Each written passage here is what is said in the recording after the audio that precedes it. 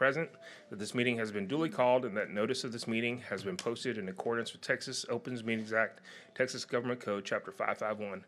Good evening to everybody on this absolutely beautiful Monday.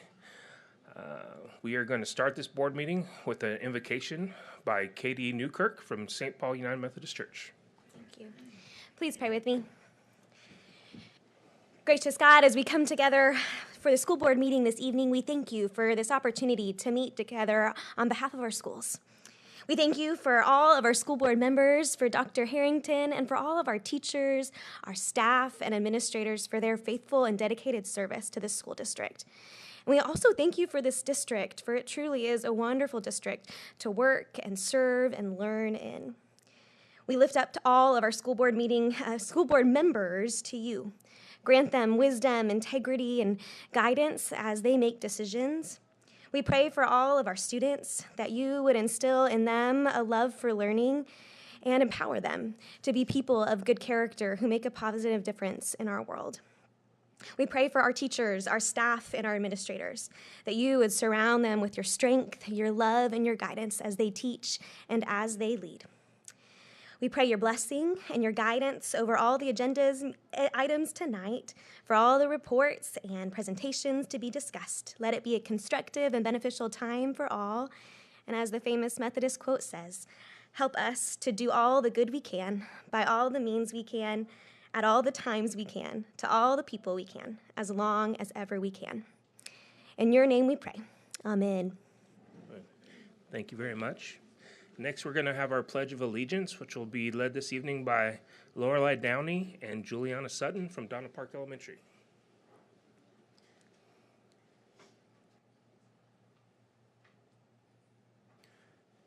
You'll want to come up here in front. The American flag's over here and the Texas flag's right there. Just lead us off. Go ahead, stand right there. It's perfect.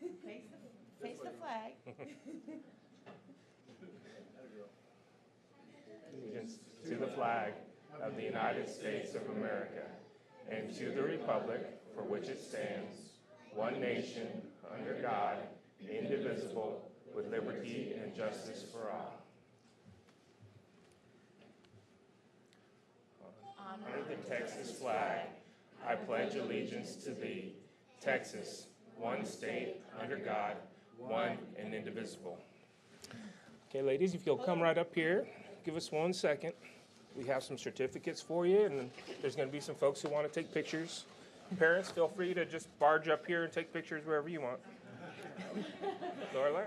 So I'm going to tell you about the two girls. Lorelei is a student council president. She is active in serving at church and with Six Stones and Mission Arlington.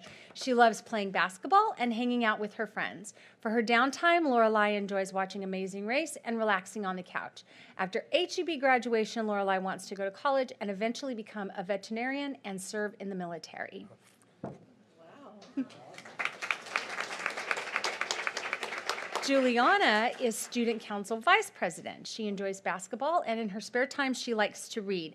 Another thing she enjoys is time on her skateboard. After her HEB graduation, Juliana plans on going to college to become an engineer, a chemist, or possibly even a professional athlete. Wow.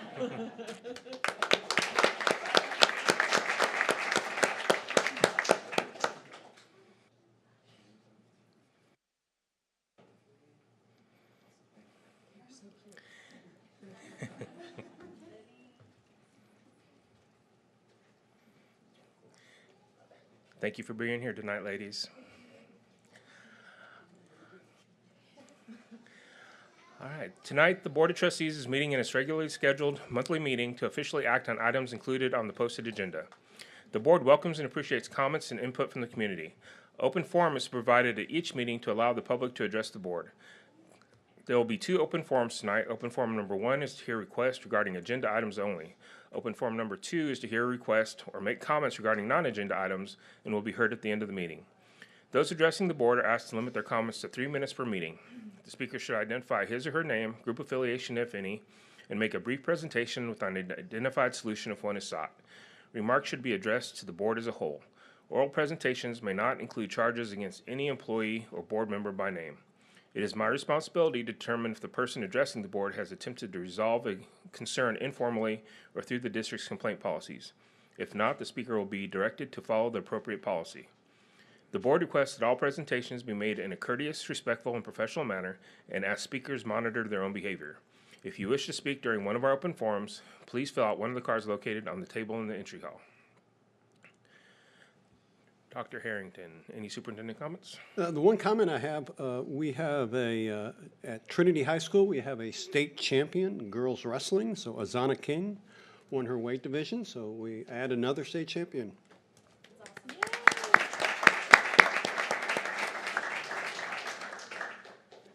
And I have no update. Okay, then at this time, we'll review the board activity chart. I'll start with Ms. Dawn Jordan Wells. Yes. You caught me trying to figure out what I would say. I attended, well, a few of us attended the Keys High School Board Appreciation Luncheon in the end of January. We also had a meeting as a board for visioning for our district on facilities that evening. Julie Cole and I attended the Texas Federal Advocacy Conference in Washington, D.C., where we got to meet with some of our legislators. And then the following week, we went to Austin. Was it the following week or 2 weeks after that? Following week. Yeah, went to Austin and met with some of our state legislators. Ms. Ross? I do not, I haven't still been able to get into schools. My doctor's just not wanting me to be around germy kids, so I got nothing. Ms. Cole?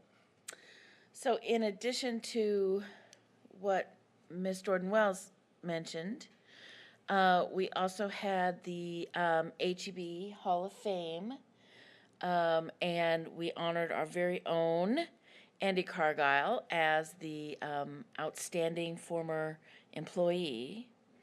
So congratulations.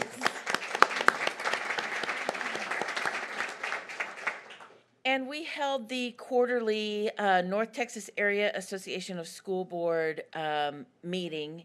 We hosted it here at HEB. The topic of the evening for learning for boards from all over regions 10 and 11 was the board's role in strategic planning and goal setting, and that was led by our very own Lydia Martin. That's all I have. Okay. Mr. Campos? So some of the same things, not to repeat. We also attended the PTA Founders Luncheon, which was awesome. We've been meeting, our budget makes up a good portion. We now had our one-on-one budget meetings, or I say one-on-one, some of us paired up. I paired up with Mr. Chris to go over some details about our budget. And I just want to say one thing about the Keys lunch. Not only did we get to eat some of the same food with the students, but we got to talk and interview some of the students of what they plan to do afterwards, and I just think that's awesome. Mr. Cargile, anything? No. Okay. All right. Other than what's already been mentioned, I did get to go to the Keys lunch. I also got to go and meet with the student council. Viridian Elementary has started a student council, so I got to go meet with the sixth graders and the Viridian student council, and that was a lot of fun. They asked some really good questions. And I also got to sit in over at the Buinger. The architecture students had their end-of-year review for their architecture projects, where they each they worked in groups, and they each designed a boutique hotel. So we had a couple of the architects from Huckabee came, and they were the actual reviewers, but I got to sit in and watch and look at the projects, and they were very well done. So it was a good experience. Yeah, two more things that I thought of. Okay. I also attended the Bell Trinity High School boys basketball game, which was quite exciting.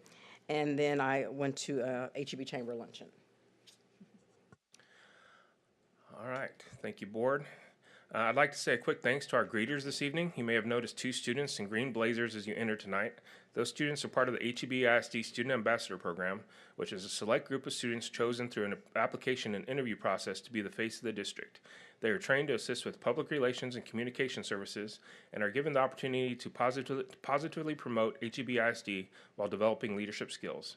Tonight we have Samarth Sarda, a senior at LD Bell, and Luke Ramchardia, from a senior at Trinity. Gentlemen, if you could come up to the microphone, we'd like to ask you a question. This past year, we've been using this opportunity to hear the voice of the district students by asking the ambassadors a question. This month, the question is, I personally like the definition that leadership is about making others better as a result of your presence and making that impact last in your absence. What lasting impact do you hope to leave at your schools and at HEB-ISD as a result of being a student leader? Well, I would just like to say thank you to Mr. Harrington and to the board for giving me and Smart the opportunity to speak, as well as Ms. Royer. My name is Luke Ramchurita. I'm a senior at Trinity High School. And as a student leader in HEB-ISD, one of the things that I hope to have a lasting impact in this district is I hope to encourage other students. I hope to encourage other students to step out of their comfort zone.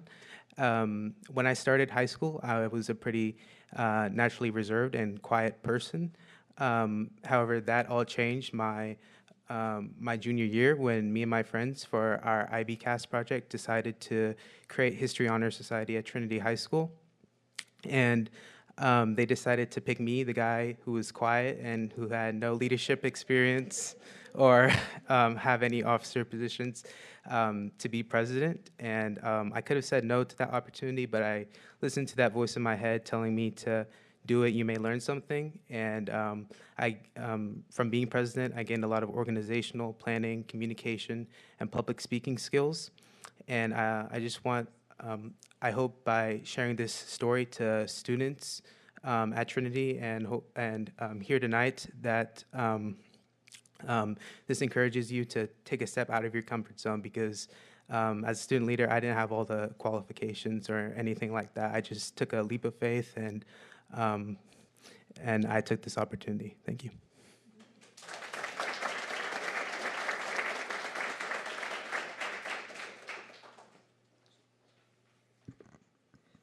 Good evening, everyone. I would like to mimic Luke's gratitude to everybody here. My name is Smart Sarda, and I'm a senior at LD Bella High School. And to answer this question, I think something that I would like to pass on is the opportunities that HEB provides. As someone that's been in HEB like my entire life, I've been through a lot of the programs that the schools have to offer. I'm in the IB program currently. I'm in orchestra. I took Mandarin Chinese, and I was also part of STEM. So like the plethora of opportunities that HEB has to provide was something that was really special to me and helped shape what I do today. So I think what I'd like to pass on as a student leader is to advise people to take opportunity of all the programs and all the special things we have in the district. They're things that can make lasting impacts on you and can help shape who you are. So my advice would be to step out of your comfort zone, try new things, and just make sure that you have fun along while you're doing it.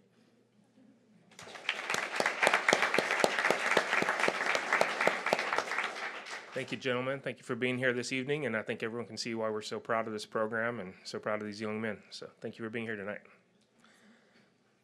Next, we are going to recognize our district spelling bee winners. Ms. Phillips.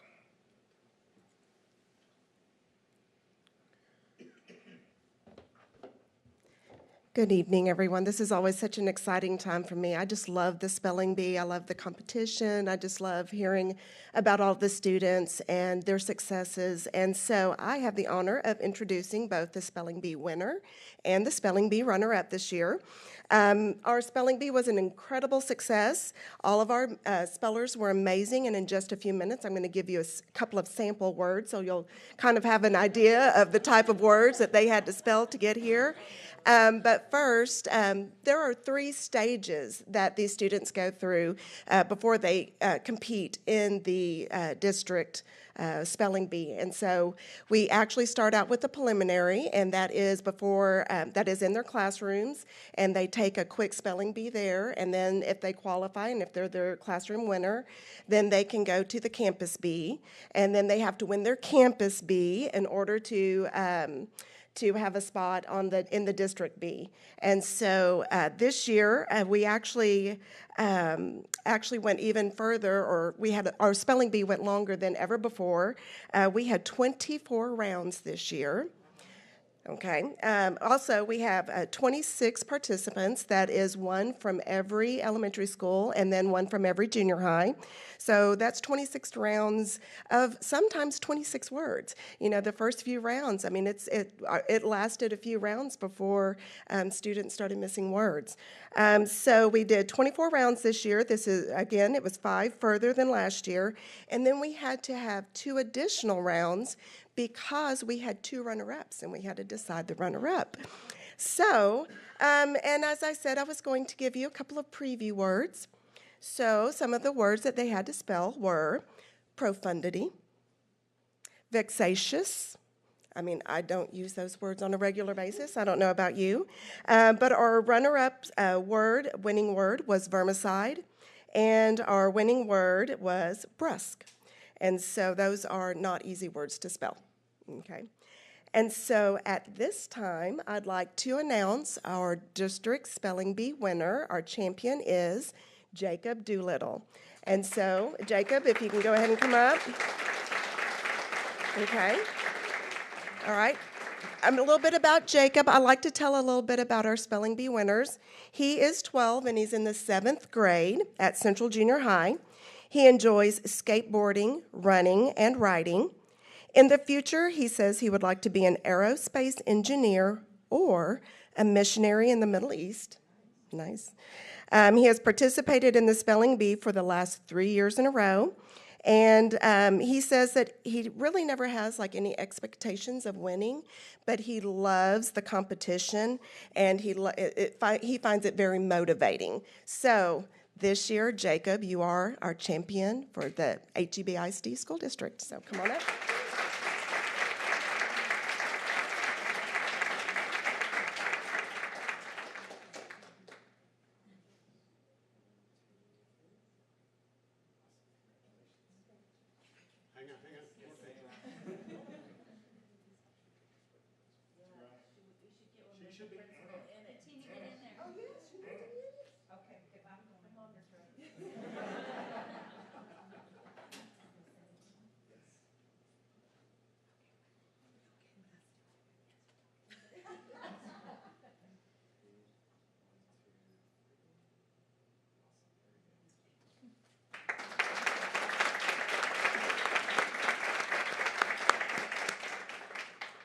Okay, and our runner-up. So our runner-up is Nishma Patak from Viridian Elementary School. She is 10 and she is a 4th grader. Whoa, that's right. Her hobbies include volleyball, arts and crafts, and dancing. And her favorite subject is actually math. I thought you were going to say spelling, but her favorite subject is actually math. Her family describes her as kind-hearted, obedient, caring, and helpful. She also loves to bake and then share those treats with her friends and neighbors.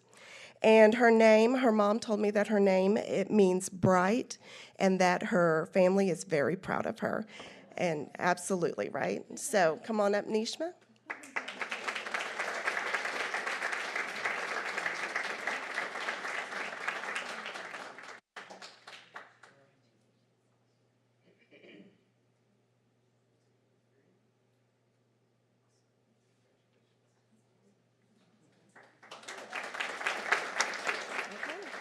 All right, thank you. Thank you and congratulations. Next, we are going to be passing out certificates of appreciation, and I'm going to turn it over to Ms. Ross. This is another great night for HEB ISD. We have a grand total of donations of $30,762.12 tonight. So, like we always say, we can't do it without the community, without our nonprofits, and without our faith base. So thank you all so much. It's 2.5 pages. So first one will be presented by Board President Matt Romero. HDB Construction Services to Bedford Heights Elementary in the amount of $525, a donation that will be used towards the purchase of new portable speaker system that can be used during assemblies and school presentations. And Ms. Harrell, principal, is here.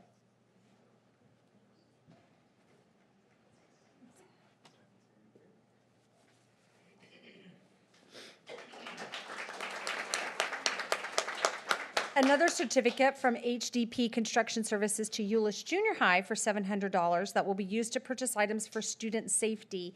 And Miss Stanton, their principal, is here.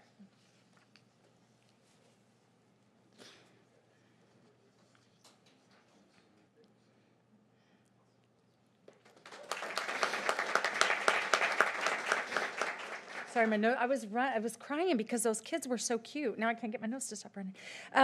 Mr. Romero will also present Maritz Kia Hurst to Bel Air Elementary in the amount of $4,000 that will be used for students and staff to help provide supplies that they may need during the school year. Matt Ducote and Erica Martin, their principal, and Miss Garcia.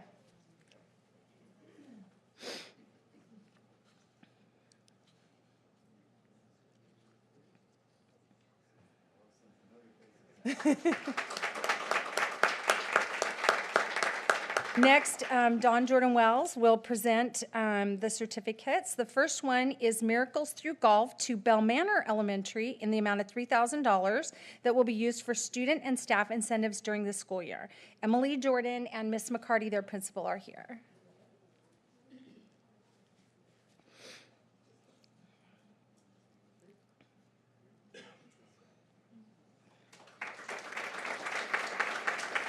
The All-State Foundation to Hurst Hills Elementary in the amount of $500 that will go towards programs to help support the Hurst Hills campus by providing student incentives. And Emily and Matt Milligan are here. Oh, and their principal.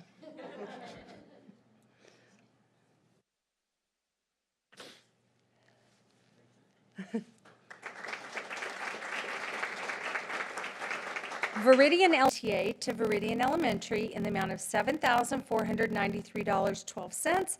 A donation to buy their house T-shirts, food for teacher luncheons, and gifts for staffs to help increase school spirit, community building, which helps to strengthen relationships with stakeholders and reinforces the house system. And Autumn Rayo, their PTA president, and Miss Manns, their principal, is here.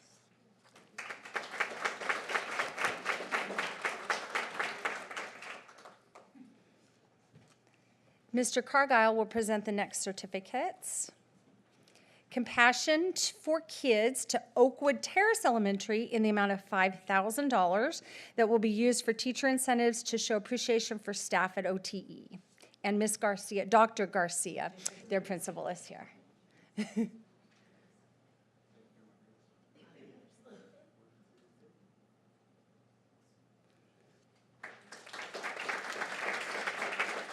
Compassion for Kids to the Buinger CTE Academy Health Sciences Department in the amount of $1,000 that will be used to help pay for required program fees and help students who are not financially able to pay those fees. And Miss Harvey is here from the CTE.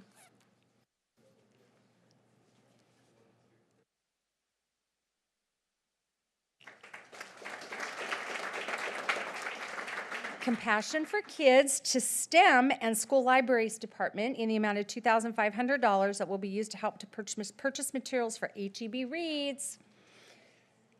And Mr. Streeter will receive it.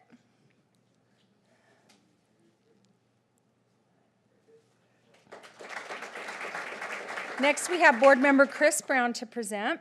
Joshua and Tracy Irvin to Veridian Elementary in the amount of $1,980 to purchase an equipment donation of new Samsung earbuds that will be used for students who need them for instruction during the school day. And this is Miss Manns, their principal.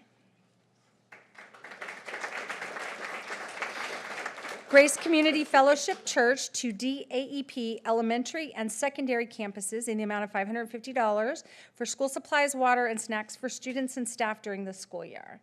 And Valentut, Ray Fuller, Brandon Heckler, Heather LaValle, Lori Davis, and Jamie Clark are all here to accept.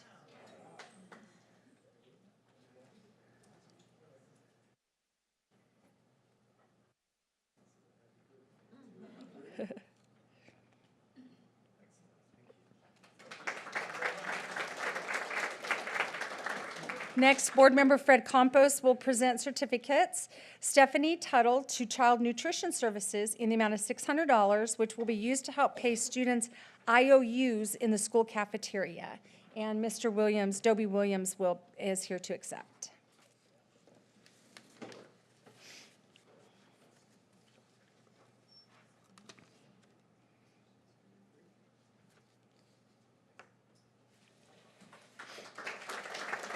Texas Health Resources, HEB Hospital, to the Health Services Department in the amount of $1,000 to purchase equipment of wheelchairs that will be used by staff or students when needs arrive on campus. And Joey Cohane is here to accept.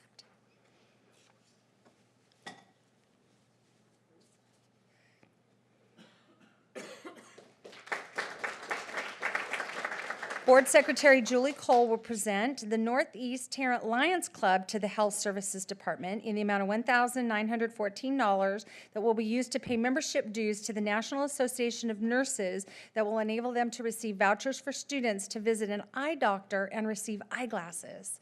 And Ms. Cohane is accepting that one. Thank you all so much. Thank you so much to all those who make donations, and as Ms. Ross said, it's really hard to do all the things we do in HEB without that community support, so thank you again. And for anyone who wants to sneak out at this time, I understand, you don't have to stay. We'll miss you, but really.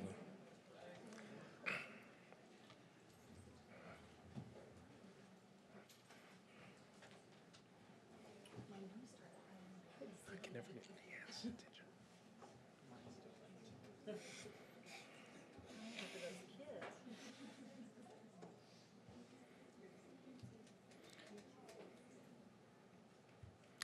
All right, we are down to open forum number 1, but there are no cards for open forum number 1. So at this time, we are going to adjourn into closed session. Pursuant to Texas Open Meetings Act, Texas Government Code Chapter 551, the board will adjourn into closed session pursuant to sections 551.071 to 551.074.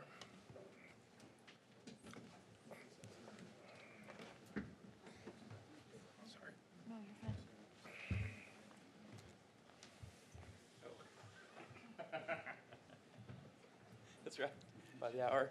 She said by request.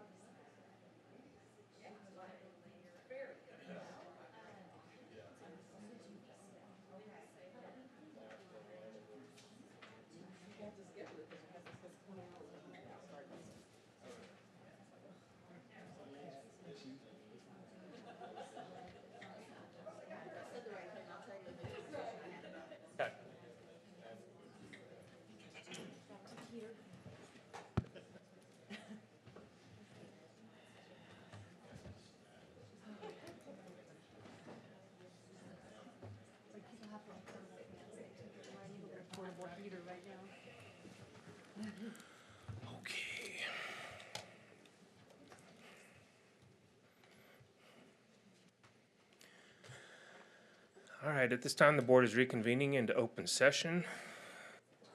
And we are ready for our district annual report. Mr. Streeter. Good evening. Once we pull this up, we'll get started. All right, thank you. As many of you know, each year in compliance with Texas Education Code 39306, we are required to give a district annual report. And this is an exciting time always for us because we usually have really good news to report. And this year is no exception. Just a couple of reminders that publishing the annual report, these are some of the items that we will be discussing, and also to try and make it easier for you, we've labeled each exhibit that goes with your information packet, and so those exhibit numbers should align with the information that you have. And so we tried to do that, and this will also be published for the public so that they're able to access those as well. So our TAPR, or as we like to say here in HEB, the Texas Academic Performance Report, this is for last year, 21-22. And so again, it really is about the performance, and it's shown all of our information. It's disaggregated by groups, by ethnicity, socioeconomic status, and it really talks about extensive information on our school and district staff. And we use this, as do all Texas school districts, a lot of information to be gleaned here. And it's a pretty impressive report, and when you look at it, you have the complete copy. There's a lot of information to glean there. We're going to hit some of the highlights. Obviously, we won't go through the entire report. So some of the things that we'll see, and also I want to mention, many of these reports you've already seen this year. So again, we will not go through all of those reports again, but they will be posted and available to the public as part of our exhibits. So additional information, in a few minutes, Renee Reek will come up and talk a little bit about special education because of its importance and some of its specificity. And then these are additional information you can find at the end of the TAPR: class size, staff information, enrollment, and teachers by program. So, as you know, our accountability this year, we were the letter grade A, which is the highest performance you can earn in the state of Texas. We earned our only distinction, which is post-secondary readiness, and so we're very proud of that. A lot of districts did not earn that distinction. And then also our special education determination status was meets requirements, which is what you want to have every year, and Renee does a great job of helping us stay in compliance there along with her amazing staff. So one thing I pulled this year that's a little bit different for you, and we won't go line by line, but I did pull out some of our demographic information, and I just wanted to hit a few highlights for you as we go through. This year we have last year 22,814 students. For this year, that is a difference of 70 less students than reported last year, just as a side note. And then as you look at our percentages, one thing that has changed, and it's been edging upward over the last few years, if you look at our Hispanic, the percentage of students, we are now slightly above our white students, and so it's almost 31% for each group. And so that is a number that continues to increase, and we'll watch that so that we provide our special services. And again, Emory does a great job of helping us with all of our EB and ELL students. And if you look also at our economically disadvantaged, last year we reported around 51%, so we increased by 10% this year. However, we do believe a lot of that is students submitting their free and reduced forms. And so we think our number didn't really change last year, but what was reported looked a little bit differently. And then you can see also in our EB and EL, our emergent bilingual and English language learners, we're almost at 20%, and that number continues to increase significantly with each year, and we're doing a lot of things to look at how to best support our students. And then if you look at our at-risk, 51% of our students are at risk, and I'm not going to go through all 14 indicators, but there are 14 different indicators to help determine whether a student is or is not at risk. Economically disadvantaged, just so you know, is not one of them. So Renee's going to come up and just take a moment to discuss response-driven accountability, and then I'll come up and finish the report. Okay, good evening.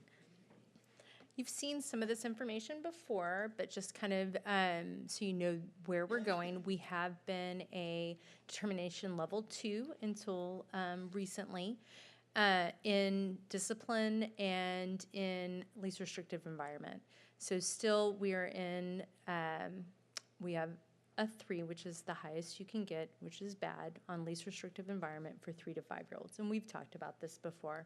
The challenge here being that not only do these students, when we're talking about least restrictive environment, we want students with IEPs to be in the general education setting as much as possible. And we do a really good job, kinder and up, doing that. With 3 and 4-year-olds, first of all, we don't have any 3-year-olds that are general ed. We only have 4-year-olds. Kindergarten, once they enter kindergarten, they no longer qualify for early childhood. And not only do they have to be in general ed, but they have to receive their special education services in general ed to meet this particular indicator. So it's a tall order from the state here. And what they're trying to do is really give students the opportunity, because these students are, this is the closest they will ever be to their peers if they have a significant cognitive disability or even a learning disability. When they're 4, they're going to be closer to their peers than when they're in 7th grade. So I understand where they're coming from. What we've done is we've added 4 blended kinder classes in the past, and we've changed those to blended pre-K classes. So that's a regular pre-K class with an extra assistant, and 5 of those students have IEPs. That wasn't quite getting us there, so we're also starting a pilot at Harrison Lane. They're starting this spring, where we have 2 teachers, our ECSE teacher and our pre-K teacher. Both of them are certified in general ed and in special ed. It's the only grade level where they can be both at the same time. And so they're going to run 2 classes with special ed and general education students. So they'll be doing a co-teach sort of setup, and we're going to see kind of how that goes and hopefully roll that out next year. Okay? I think that is about it. Any questions about that? I know that was a lot. So real quick, Renee, just what's your expectation in that pilot program? My expectation is that we will have about 6 to 7 students with IEPs in each classroom, and then about 9 general education students. And so it will not be a classroom of 23 like we have in our pre-K classrooms, but a little bit smaller size so that it's a little more doable. It'll be 1 teacher in each class and 2 assistants in both of those classes. So it'll be 6 adults total for both programs. Do you think that gets us closer to the TEA requirement that will raise that? I think it'll get us to a 2, which is they want us to be at a 0, which is 30% of our ECSE kids receiving their special ed services in general ed. And that's, our numbers keep climbing up, so we're keep chasing that number. Yeah. So we'll be at 2, but that's fine. We'll be out of the doghouse. Yeah. So, good questions. Anything else? Okay, thank you. Thank you, Renee. And that's a really complex task that she's doing, and it's a moving target because we're growing. And so it's a positive that we're growing, but we're also, as she said, we're chasing that number. But I think we will get there because of Renee and her team thinking that through. Also, just before we move on, I wanted to say that Valen and Ray and our principals have done a great job this year in looking at our special ed numbers and when it comes to referrals and making sure that we're paying close attention to that. And we're still not perfect, but we're making a lot of progress. But Renee has done a great job of monitoring that for us. So thank you, Renee. SAT and ACT results, we just went over those a few days ago. So in your packet, you'll see all the graphs. I'm not going to go over all those in our report, but again, they will be posted so that the public can have that. Just briefly, remember that we last year did school-wide testing. It was about 1,219 students, and our evidence-based reading and writing was a score of 508, and our math was also a score of 508. And you can see that we were above state average and slightly below the national average. But again, that's because we went to school-wide testing. We believe that number will continue to rise. And when you look at our ACT results, once again, it was a small testing group, 182 kids, and we outperformed both state and global averages across the board in all 5 subjects. And again, you saw that detailed report just last week. Our PEIMS financial, and so that's the Public Education Information Management System. And so there are several standard reports that are required. And so we have linked all of those as well. And obviously, if you have a specific question, I'm happy to bring Dobie up here to answer that because I will not. But the financial section of the TAPR is for the district, and each campus is provided. And so you're able to access all of that information. And it is an exhibit as well for the public to review. Our campus performance objectives, if you recall, Darla and Brandon posted those earlier this year, and those are also already online for the public to see, and they are included, and that's about a 382-page document. So that is available to anyone who wants to review that, and those have been approved previously, and December 12th is when we did that. And again, a reminder that our campus improvement plans are reviewed in November, February, and June, and our campuses give updates to those. So report on violent and criminal incidents. John Hollis, our director of PEAMS, always helps put this together for us. And I have 2 or 3 highlights for you, and if you have any questions, please feel free to jump in at any point.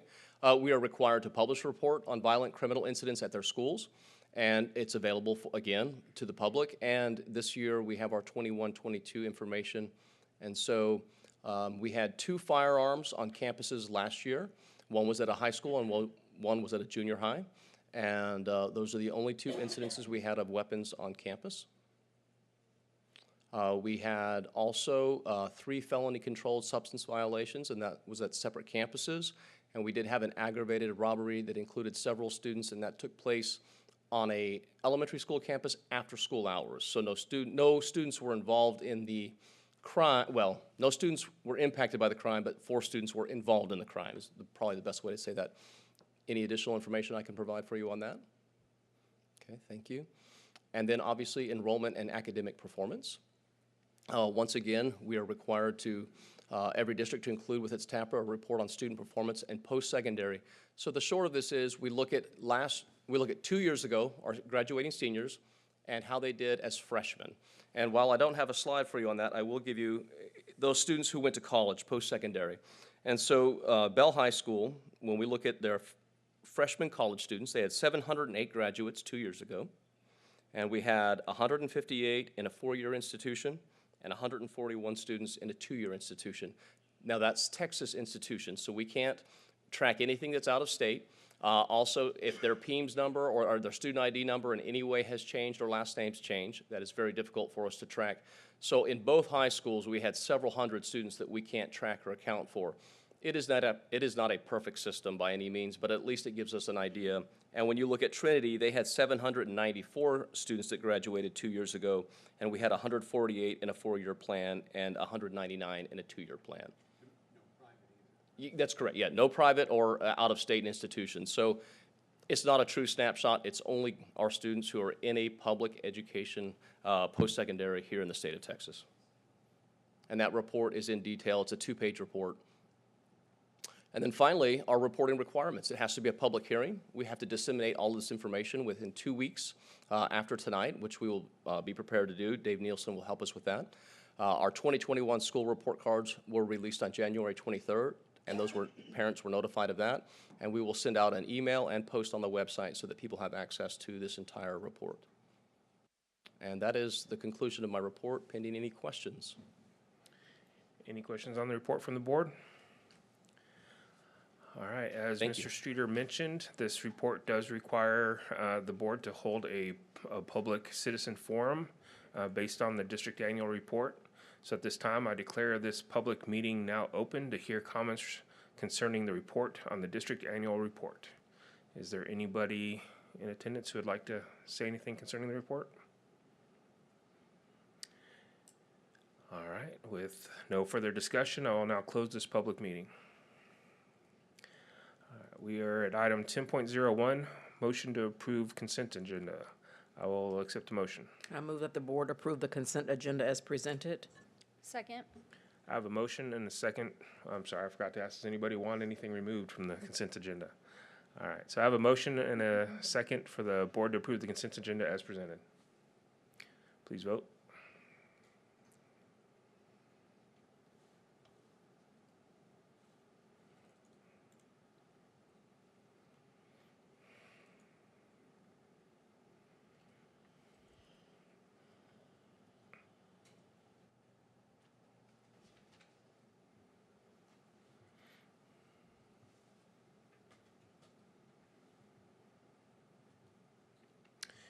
And the consent agenda is approved. We're ready for reports and presentations. Did anyone have any questions on disbursements for the month of January 2023? All right, any questions on the report on employments, resignations, and retirements? Okay, we're at item 11.03, Department Spotlight, Pre-K. Ms. Rawl and Ms. Marnick.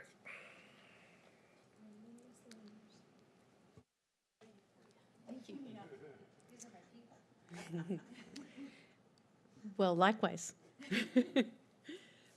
Good evening. My name is Kelly Rawl, and I'm the coordinator for pre-K and family engagement. And this lovely young lady to my left over here is actually my right-hand girl. You know, this is Joey Martinak, and she is our pre-kindergarten and family engagement facilitator. We want to thank you for giving us this opportunity to share some information with you about pre-K and how we're growing by leaps and bounds, and we have huge hopes and dreams for the future. Pre-K is covered under the strategic plan under goal number 1, student achievement. We have 2 success measures, early literacy and early numeracy. And of course, our goal is 100% of pre-kindergarten students will meet the end of the year targets as defined by pre-K assessment instruments in English and Spanish.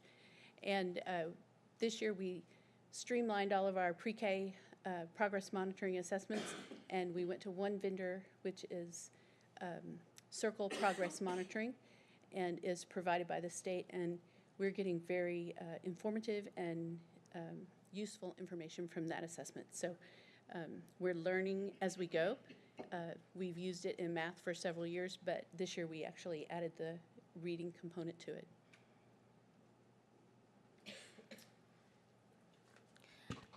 By this current school district, and by this current school year, all districts must be in full compliance with House Bill 3 requirements. Those include full-day pre-K for all eligible 4-year-olds, as well as the following high-quality components. One thing I want to point out to you is our curriculum. We adopted a new curriculum last year, and this is our first year of implementation of the new curriculum. We received new pre-K guidelines in January of this year. So we are busy editing and revising again so that we will be ready for a new curriculum with new guidelines in August of this year. The other component that I want to point out to you this evening is our teacher qualifications. Under House Bill 3, it states that all pre-K teachers must have an early childhood degree. If they are not degreed in early childhood, they qualify for what we call as our coaching and mentoring program. That's 150 hours. 75 of those are in a coaching and mentoring relationship, and 75 of those are in a professional development hours. And we track all of those hours for the teachers. And right now, we have 11 out of our 39 teachers in that program. We also offer 9 family engagement events to be a high-quality pre-K program.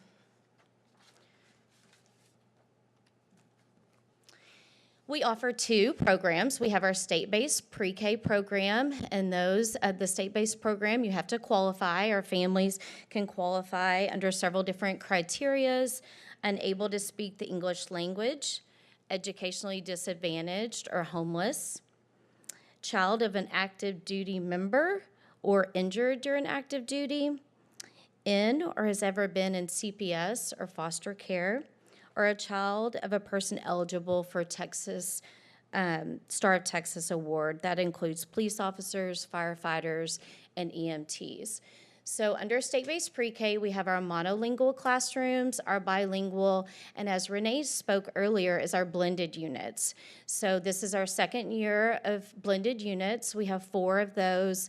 That is a SPED certified teacher, 2 assistants, and 5 students with an IEP. Oh, I'm sorry, as well as our core knowledge tuition-based pre-K. Our enrollment has increased significantly over the last 3 years.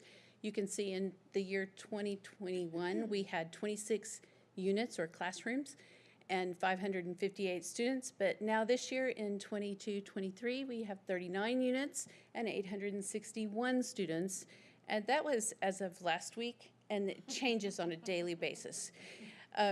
We also have added pre-K to the District of Innovation Plan, and so under that provision, we're able to have 23 students in our state-based pre-K programs.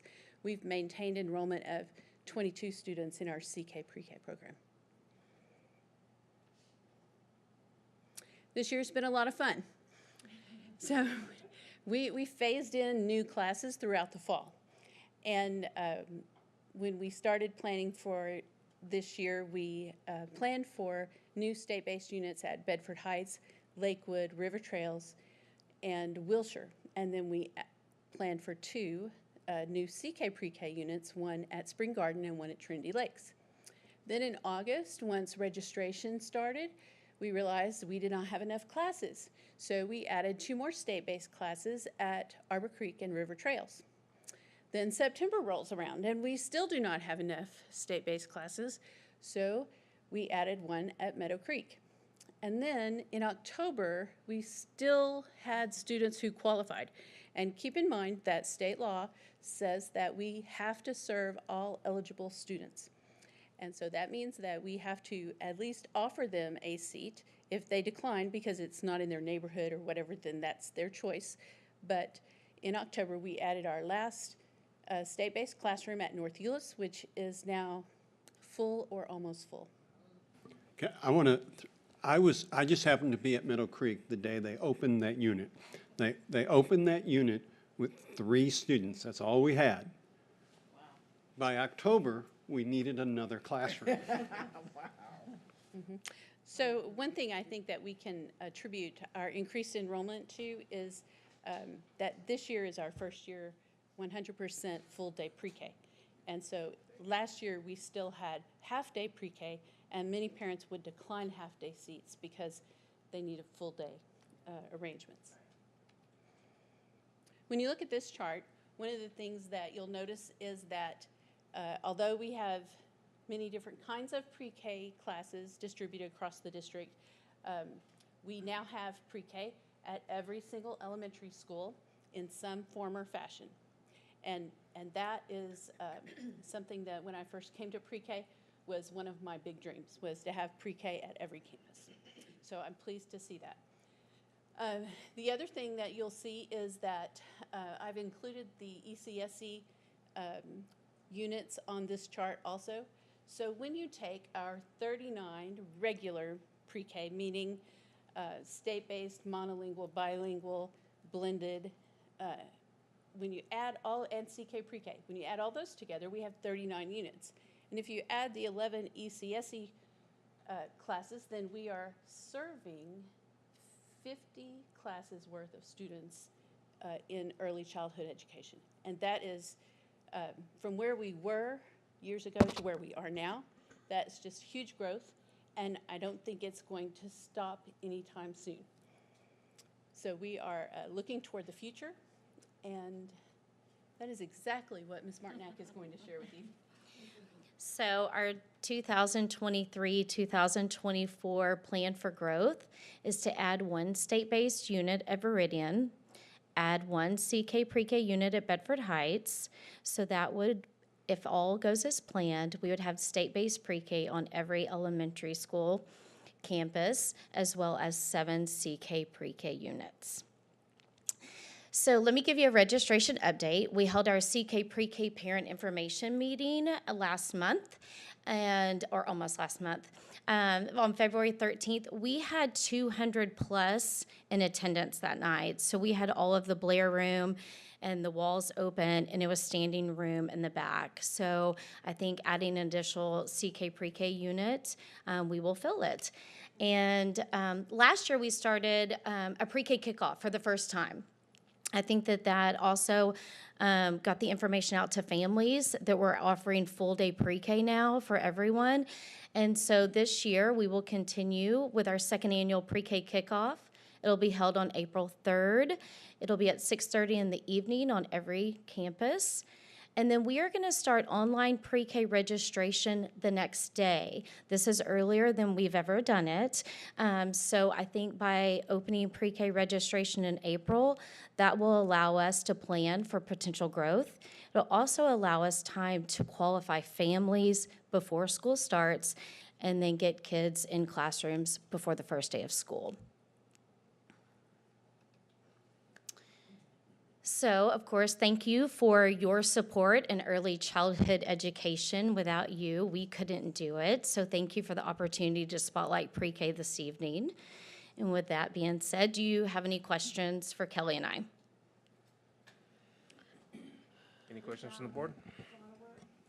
So I have a question on the curriculum. You did to rewrite the curriculum, and then you got some new guidance in January. Can you just at a high level give us some highlights on what that looks like in the classroom, the changes that we're going to be seeing?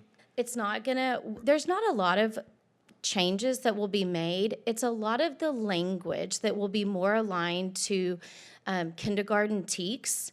And so they are still releasing information. We are still waiting on what they're calling is a pre-K handbook that was going to be released in spring, and now we're hearing in June.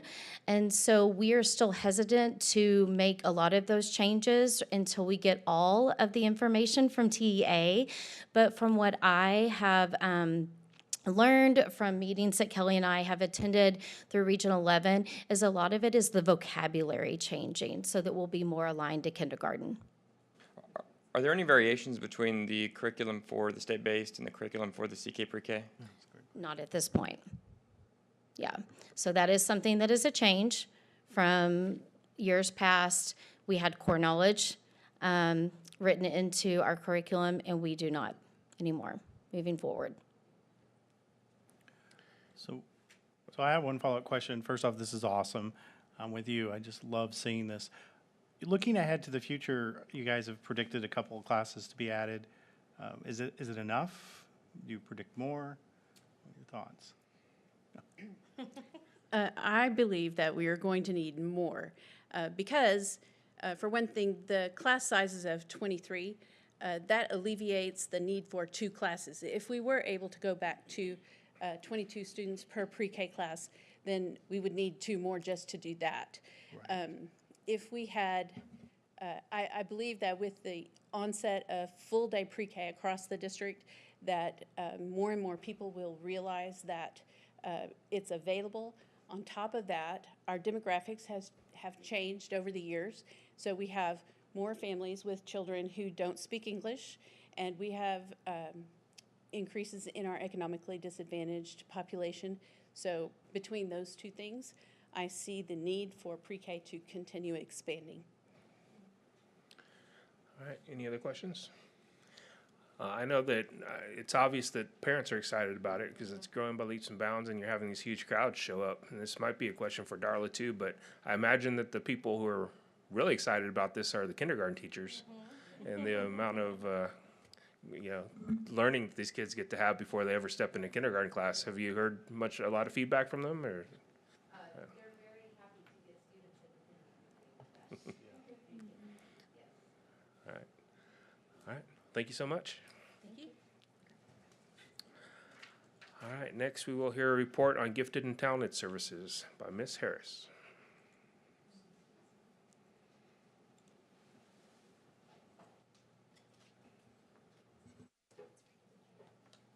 Hello, friends. I'm here to talk to you about our gifted and talented services. It says update for 22-23. This is my first time to get to talk to you all about our gifted and talented services. I'm pretty excited to get to do that. Everything that I address tonight will deal with strategic goal number 1, student achievement, where students meet growth in reading and math, and also goal 3, quality teaching, where our teachers are meeting state requirements and are being trained and provided with the resources needed to do their jobs. The state of Texas has a goal for gifted students. It's quite lengthy, so I've put in bold the key skills for you that they'd like to see students develop as a result of their gifted services. So you can see self-directed learning, thinking, research, communication. They should have opportunities to create innovative products and performances, and they should be able to reflect their individuality and creativity. And by the time they leave high school, that work that they produce should be at a professional quality level. The state also has a definition of gifted students. Again, I won't read the whole thing to you, but I'll point out in the numbered portion some of the ways that the state recognizes that students may be gifted. That would be intellectual, artistic, creative, leadership, or a specific academic field. Here in HEB and in most districts, we serve generally for high general intelligence, but through our curriculums and through our other programs in school, students have opportunities to develop intellectually, creatively, artistically, and through leadership as well. So HEB services in the past, we did a really good job of serving students who were, whose academic strength was English language arts. One thing we had was a cluster group. So students who were gifted weren't, it wasn't a situation where we said, you get to, and you get to, and you get to in your homeroom, but rather they were clustered together in one homeroom so that they could spend time together and so that the teachers wouldn't have to differentiate in every classroom for those students.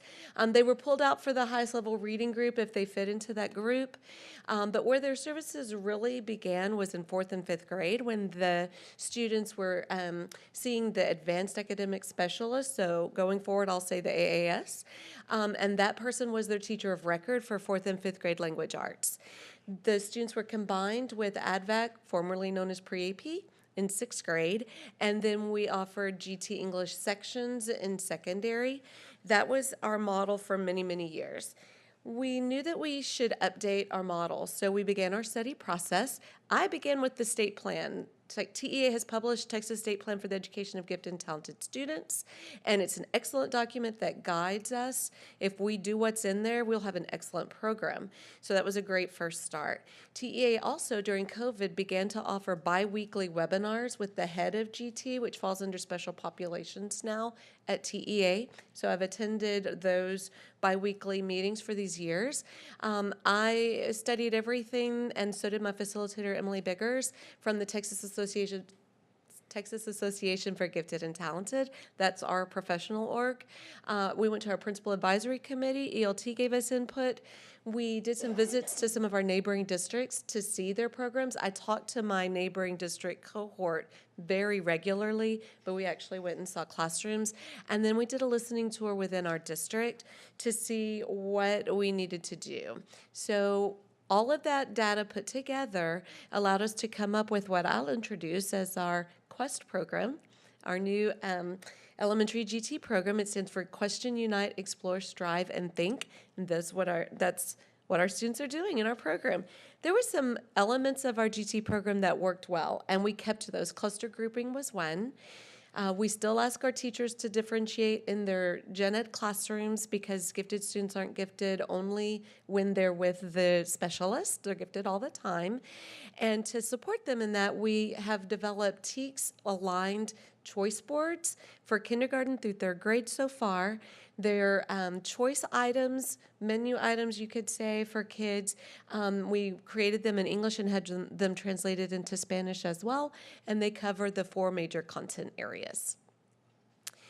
I would say the main thing we changed, though, is in response to one element from the state plan that I'll share with you. It says, services for gifted and talented students are comprehensive, structured, sequenced, and appropriately challenging, including options in the 4 curriculum areas. So we took that and actually expanded on it. We call it STEAMs, science, technology, engineering, the arts, math, social studies. We added an extra S to STEAMs. And we didn't want to lose reading. That came out of our visits across the district. They didn't want to lose that piece. So I'll give you an overview of what our services look like, grade level by grade level. For kindergarten, in the fall this year, our specialists at all 21 campuses pushed into kindergarten classes at least once a month, and they led the class in activities that we provided for them that were designed to elicit the advanced thinking that it's kind of priming the pump before we begin kindergarten identification. So we're wrapping up kindergarten identification right now, actually, and beginning in March, those specialists will pull those identified kindergarten students twice a month for about 30 minutes per time. In 1st through 5th grade, our students are served through a pull-out model with that specialist. In the primary grades, they're pulled for 45 minutes 4 times a week, and in grades 4 and 5, they're served for 1 hour 4 times a week, which allows them time to implement all of those areas of STEAMs plus reading that I shared with you. In 6th grade, we did keep that our identified students are being served in advanced academics, language, arts, and/or math, depending on their needs. But the new thing is that our specialists also get to see those 6th grade students twice a month for 1 hour each, where they facilitate for them some leadership development, and the students are doing student-led service projects for their schools. So and meeting their social and emotional needs as well. So we're developing those skills in our sixth graders. Some of the outcomes from our changed model, obviously we're better meeting our state plan requirements. We're also better serving those students who have science and math and other strengths. And we're able to serve better our emerging bilingual and our twice exceptional students, meaning students who have gifted traits, but also perhaps an identified disability. And because our model is not so heavily focused on English language arts only, we're able to serve more students with those particular learning needs. So we use the state's goal for gifted students and their definition to come up with our standards. So these are the standards that we are looking at for our students: independence, critical thinking, and creative thinking, communication, research, collaboration, and leadership, and everything that we develop is falling under those standards. To help students and their families know where the students are in meeting their different goals on these different standards, we send out Quest progress reports. We send these out after the 9-week units are completed. We also, as a family communication method, have a newsletter that I send out through Blackboard so that we can be sure to hit all of those students. Here's a snip from one of the newsletters. It just shows you that the families are getting a bird's eye view of some of the things that their students are doing in class in that 9 weeks. It also includes a whole section on family resources. So things that families can do at home, community activities and events, and then online resources that parents can avail themselves for little to no cost. Our Quest curriculum, again, this is a snip or a peek that you're getting at our landing page for our specialists. You can see that we have year-long universal themes. This year in our primary 1st through 3rd grades, it's systems. And then we have some generalizations that pull together their learning for the whole year long. Our learning experiences in this unit, then you can just get a little glimpse at some of these. This was from our Inventors and Inventions unit. So we have our STEAMS learning experiences, a reading collection. We have some specific things that teachers do to help support students in their social emotional needs, and then career connections where they can see people who've pursued their passions in the unit that links up to what they've been learning. So then, bringing those passions down to the students' level, we are implementing purposeful passion projects. We're starting these out in 4th, 5th, and 6th grade this year.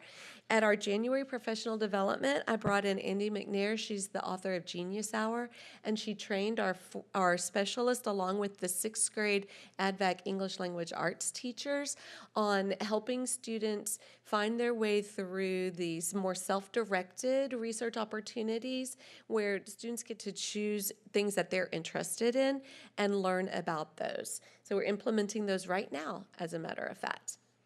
Well, what's next? In primary grades, we'll develop our primary curriculum year B because we're on a 3-year cycle for that primary curriculum.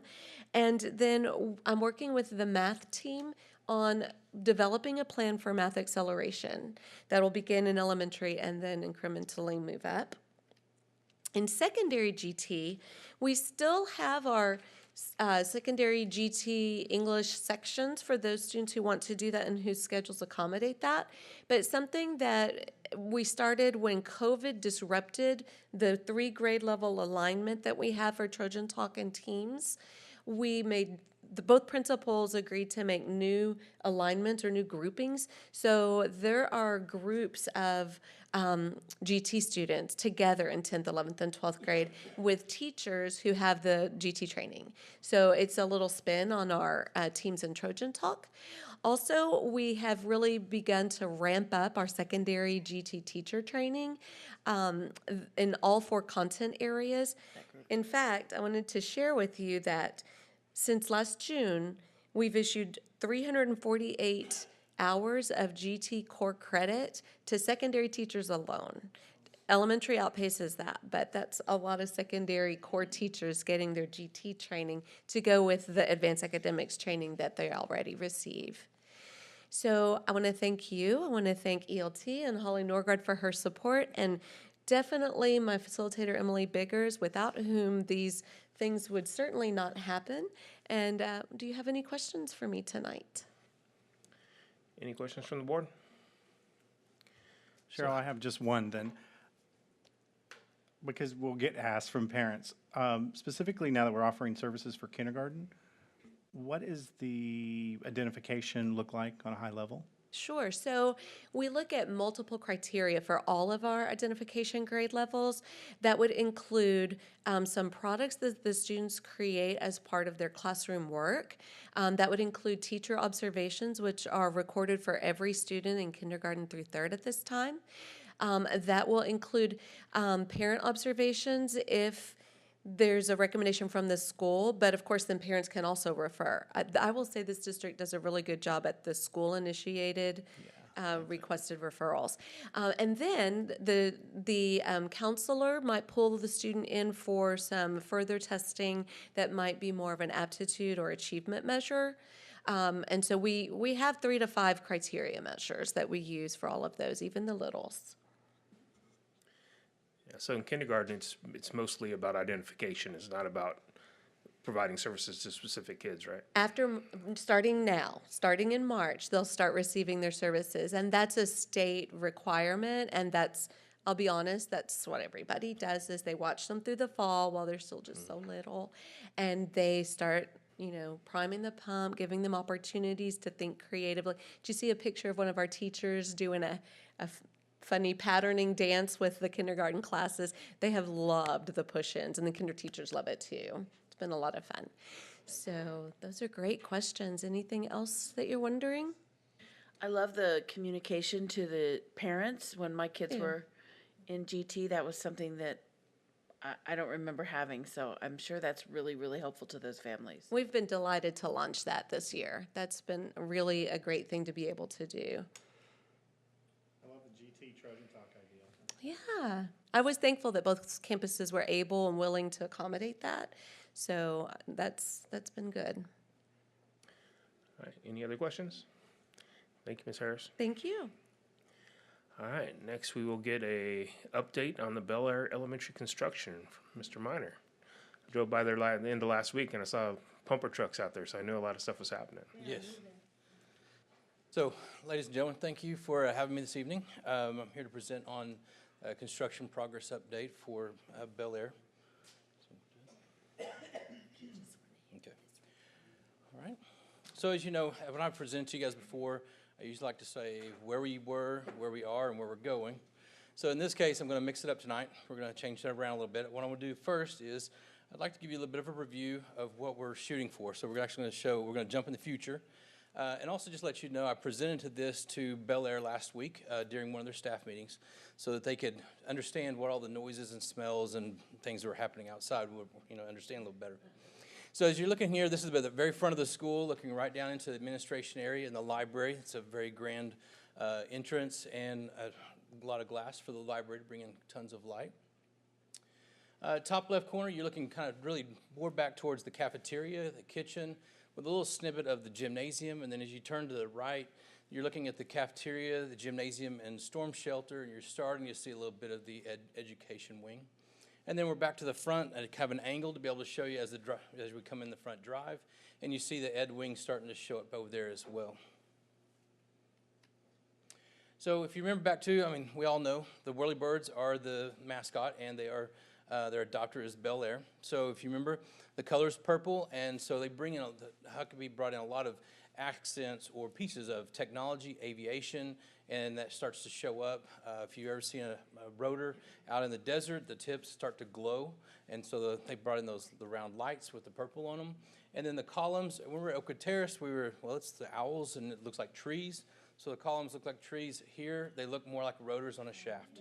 So you'll see flat blades, you'll see a lot of colder or aluminums and metal looking, and then more of a kind of a space age. If you look at the chairs, some of us remember the old egg chair, so it starts kind of having that reminiscent of... Looks like a 1970s airport. Exactly. So somewhere between 1970s and futuristic Tesla SpaceX, that's what they're going for. And then right here, this is our plan, kind of side by side of where we are and what we were trying to accomplish, and what's on the right-hand side is when we are finished. So if you look up there, you'll see the yellow area, and then the gray, those are the drives, those say 1, and then the yellow's 2, and then you'll see the red line. That's our emergency road and delivery to come in. That's a temporary piece that will go away after we're all finished. But those are the areas that they're focusing on right now. Everything that's in the pink is either, so the portables, yes, they were relocated and demolished, but everything else will be taken care of in the latter phase. So here's where it begins. This is where we started. If you look at the left-hand side, you still see a little bit of portable, some flat area, and then you move to the right. That's called grubbing. So what we can do is we can start to disturb the soil, cut trees. You can see that the portable, one of them is now missing. We relocate that, demolish the next one, and then we're starting to tear out the slab, the hard surface. Now, at the very bottom picture, the piece of that is so there's a method to our madness. It looks like we're just running over here, dig a hole, run over there, do a little something, and everyone's just kind of jumping all over the site. But there is a method to the madness. We're trying to get our utilities in on that south side and also try to get that road in, but we're also trying to get a temporary parking lot installed because the teachers on that end of the building used to park in the baseball field where we now have a construction site and contractors. So we're trying to get that in as quickly as we can. Now, if you look here, like I said, it looks kind of like an archaeological site. We've got holes happening all over the place. And then as you move to the right, you'll start to see a little bit of formation. So we had our piles or piers. We did 282 piers over the entire site. Everything went very well with that. And then we started into the grade beams and grade work. So here, you'll start to actually see the floor plan starts to show up in the ground. And the reason we did all this with drones, because like you said, Matt, is if you drove up, you can't really understand what's happening. It's just piles of dirt, and then this drilling rig sitting there, and you really can't see anything that's happening. But when you look down on it, as I was scrolling through one day, looking through these aerials, you really start to see the floor plan starts to pop out, and it's coming. So the big square in the middle, that won't happen later. That'll disappear because that's our crawl space. And then all of the grade beams on area 1 are now finished, and they're starting into area 2, and then they'll start slabs. They're talking about possibly next week. And again, it's kind of a little bit closer angle. We had some questions on what was happening with these forms. They look kind of different, but that's just we're putting the grade beams in, and then we'll tie in our slabs and pour right on top of that. And this is the thing that, like you said, Matt, this is what you saw. The drilling rig and everything to support that, all the concrete trucks that have been coming in the beginning, they were all supporting that rig, and we had to keep that thing going. But as you know, we hit an ice storm, we've had a couple rainstorms, we've had more than one lightning storm. That thing cannot be up while we have lightning going on. It just becomes a very big lightning rod, a very big lightning rod to be able to track storms into it. So they did have to stop for a little bit of that. And as of right now, we're on schedule. With all the challenges with weather we've had, we're still on time to be able to move them in over Christmas break, and then phase 2, we'll take down the building, put the parking lots in, and then be able to have everything finished 100% for that following school year. Any questions? Transition update. Transition. Right now, we have ran into a couple of challenges with that, only because of long lead items. The fire panel was one. We also recently had the lighting control system. It was purchased, it was done like it was supposed to, but then there was a merger between 2 different companies, and they put a stop to that. And so we're working through that right now to be able to get that back on. But we're targeted they're trying to get everything ready for a TCO, or a temporary certificate of occupancy, by March 15th is what they're shooting for. Now, we are planning on working with Holly and Lindsay and Conrad. We're looking to try to move in curriculum as soon as we can, but it really is more efficient for us to wait till the summer and then to move everybody else in at a later time. Okay. Any other questions? Right. Any other questions? This is very exciting. Right. I still can't believe that we're able to do this with leftover funds from the last bond and funds from our savings to rebuild a school that we need to rebuild, and it's very, very exciting. Thank you, Josh. Thank you. All right, we are ready for some action items. There were no items removed from the consent agenda, so 12.02, consider approval of the 2023-2024 staffing table. Did you have anything to say, Cicely? The only thing that I want to say is I want to publicly thank our Board of Trustees for your support in us being able to post positions tomorrow, which is about 8 weeks prior to where we were this time last year, and your support in an accelerated timeline. And I want to publicly thank the Human Resources Department who've been working behind the scenes to make this happen. We're very excited about tomorrow, and we're very excited about this recruiting and hiring season, so thank you. Any questions about the staffing table? Any questions? It's been great to see all of the principals and everybody's posting about, you know, a hiring fair and really getting our message out there to please come work for HEB, that we're a great district. So I've loved seeing that. I've seen it just on Facebook, but it's cool. We are very fortunate to have a committee, a recruitment committee that's been working since September of campus and district administrators, and I want to shout out to them as well because they've all been responsible for the great ideas, and we're looking forward to seeing what this hiring season's going to yield. So being 8 weeks earlier than we were last year, how far ahead of the surrounding districts do we think that we are? I think we're going to be right in line. I don't think we're going to be the first, but we are absolutely going to be at the front of the pack. I've been kind of keeping track, and there are some districts who have started posting some general postings, and maybe even a few this week that have been posting, but we are right where we should be. Thank you all. All right, I'll accept the motion. I move that the board approve the staffing tables as submitted. Second. I have a motion and a second for the board to approve the staffing table as submitted. Please vote.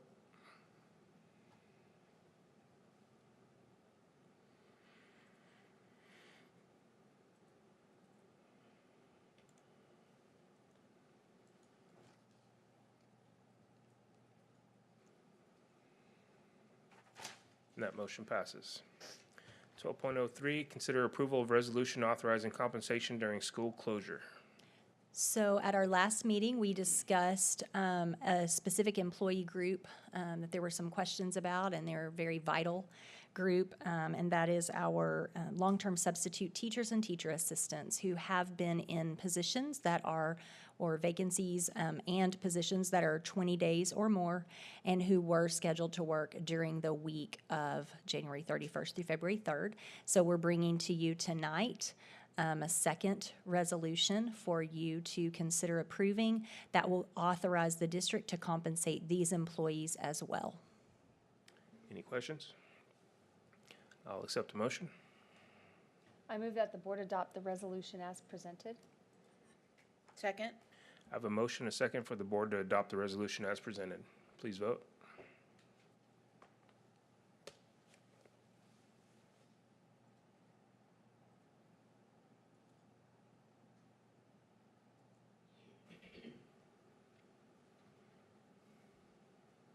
Thank you. And that motion passes. All right, we're ready for open forum number 2. Any cards? No cards for open forum number 2. All right, item 14.01, opportunity for board members to request items be placed on future board agendas. Does anybody have anything this evening? All right, item 14.02, Hall of Fame plus deltas. How are we going to do this part? We weren't, just, if you could give us your plus deltas, you have your sticky notes, I'll hang them up here, and then we. So do it right now. Do it right now, yeah. All right. So if anyone has any plus deltas, please pass them over. I'll come get me. Yeah.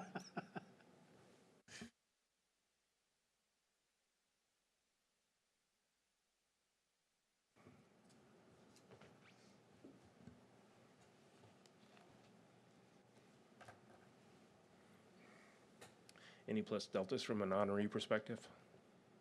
I thought it was great. I didn't have any. It's a great crowd. It was a wonderful crowd. I was telling you, I got a lot of compliments from both sides, the sports side and the regular side, that it was finally together and it's the school thing. I didn't get a complaint. They may see something in the back that the broccoli wasn't hot. That's fine. I mean, Was, there was no broccoli, no problem.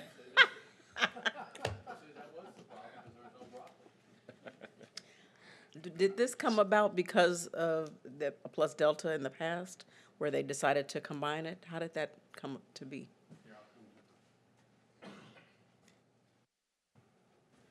So we had really, as the Sports Hall of Fame had become part of HEB, and so Mike was running that. And at first, we were talking about separate events, that we would still keep the separate events.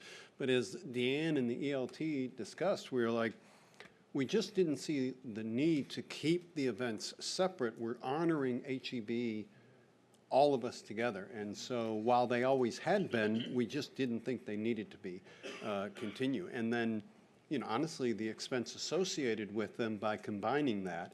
And then I will share this, the Sports Hall of Fame at one point too that was a pretty pricey ticket. Yeah. And we were able to put this together as the combined event, and it was free. And I think people really enjoyed it. And I was sharing with people earlier. I remember my wife had one of the first Plus Deltas. She wanted cake, so we do know that we need some dessert. You had no cake? We had no cake. Yeah, I don't know. There was nothing sweet. We didn't have dessert, no sweet. My first Plus Delta, if I Yeah. had been there. No, but I do think from watching the event unfold and everyone hanging around and the visiting, people didn't leave. Yeah. We needed coffee and cake so they could Yeah. keep visiting. They weren't done, and they stayed for a long time. Good idea. Yeah, Did and somebody put that up there? I don't think Joe will forget. Okay. no, I Jenny no. told him so. No. That's on a different list. Jenny Board. Well, yeah. Here, let me. Wow. So, just to make sure, yeah. Love that the food. Love the food was by the students, so the culinary kids, they always do such a great job. New MC was good. I thought Matt Arzolo did a great job. Love the combined district and sport event, honoring Andy and Faye, and like the combo, good for both sides to be together. Here we have one of each. The free attendance, and then consider allowing honorees to have more of a short statement or speech. Okay? Yeah, Yep. that's a good idea. Andy thought the speech was just right. And then Hall of Fame, I liked sit down more of a formal dinner, not enough time to honor and celebrate, especially it's only every 2 years. And that's one piece why I do think there needs to be a little more, even if it's informal visiting more. When it ended, people weren't done. We could add a half hour at the beginning for social time. Yeah. And like you said, cake and coffee at the end would encourage people to visit more. That was the piece, one of the pieces that we've been trying to accomplish is when you do the sit-down dinners, once you sit down, there's your spot, and those are your Yep. folks, and that's who you're with for the next 2 hours. And so that's, we were hoping to continue the mingling and allowing, because what you see, and it's what we've actually learned from the Sports Hall of Fame, it's a reunion. And they're all running around, and there's a lot of handshaking and high-fiving and stories being told. Yeah. And you're getting to tell your story to more people when you have more freedom to move around. And so that was the piece, that's what we had hoped to accomplish. Okay, to defend Deanne, is, she knows, and a lot of people, I said no, I didn't want in. And You didn't want after in? a couple of weeks of getting harassed, not by Deanne, but my grandkids and Karen, I said yes. And I said, I'm not writing anything. And I said, you can write whatever you want to. And then Deanne, what you said earlier, Deanne did call each person and says, I need a statement from you that we can read. Now, I know if I get up, I'm gonna take 30 minutes, guys. You're gonna hear long, I'm a storyteller. I'm gonna tell stories, so He if could you're do gonna like let the. pre-recorded videos that You got- Dan hey, could edit. and I got one more chance to get in, and if you give me 30, I'm gonna use all 30 minutes. And so she gave us a chance to give a statement from us personally, and mine was read, the one I said, in what he said. Now, it looks like he said it and she wrote it, but I actually gave her one sentence, one sentence, two maybe. And so she put that in there. So you did have a chance to put something personal in if you wanted to, but she wrote all of mine. She gets all the credit for writing all that garbage. Yeah, I just got to warn anybody who's ever up on stage when they're doing the Sports Hall of Fame, if they're inducting a whole team like that again, your hand's going to get really tired because those guys are all trying to crush it. It's like, They were excited. They were sitting behind Bunch us, of- and they were still doing baseball boy stuff going up there, calling each other by their names and tapping each other, and I was like, oh my gosh, they're like 18 again. It was hilarious. It was fun. All right. Well, if there's nothing else, I will accept a motion to adjourn. So moved. Anybody want to second that? Second. We are adjourned. Thank you, Well, board. Dawn, you're going to make it.